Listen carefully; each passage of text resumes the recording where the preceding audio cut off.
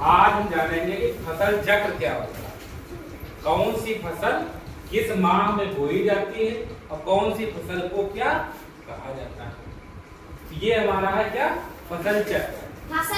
फसल चक्र का मतलब होता है एक फसल जब बोई जाए उसके बाद उस अवधि तक वो फसल जब पक करके तैयार हो, काटी जाए, जिस महीने में काटी जाए उसके बाद अगली फसल फिर बो दी जाए, फिर वही फसल जब कटे तब फिर पुनः अगली फसल बो दी जाए और फिर पुनः ये जो चक्र चलता रहता है 12 महीने का।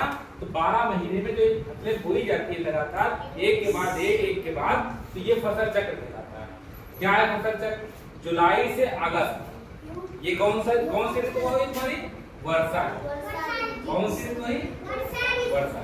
तो वर्षा ऋतु में बोई जाने वाली फसलें कौन सी फसलें कहलाती हैं? खरीफ की फसलें। खरीफ की फसलें होती कौन सी है? धान है, मक्का है, ज्वार है, बाजरा है, मूंग है, उड़द है, गन्ना, कपास, तंबाकू। ये फसलें हमारी कब बोई जाती है? जुलाई से अगस्त तक। जुलाई से अगस्त तक बो दी गई, अब ये नवंबर तक पक करके तैयार हो गई। फिर नवंबर में अगली फसल कौन सी बो दी गई? रबी की फसल। ये कौन सी ऋतु हमारी कहलाती है? शरद ऋतु। कौन सी ऋतु है? शरद। शरद ऋतु में किन फसलों की बुआई होती है?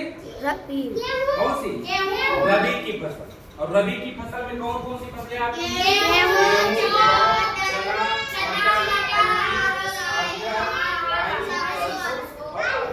ये फसलें कौन सी हैं? रबी। ये कब बोई जाती हैं? नवंबर माह में। कौन से माह में? नवंबर माह में। नवंबर माह में फसल बो दी गई। ये फसल हमारी कब पक कर तैयार हुई? अप्रैल। अप्रैल में हमारी क्या हुई? ये फसल काट ली गई। ये फसल काट ली गई, फिर अगली फसल के लिए खेत को तैयार कर दिया गया। अगली फसल जब बोई गई वो कौन सी फसल होगी? जायद की फसल। जायद की फसल में कौन सी आएगी? जो पानी वाली क्यों इस समय क्या होता है? ग्रीष्म। कौन सी होती है? गर्मी।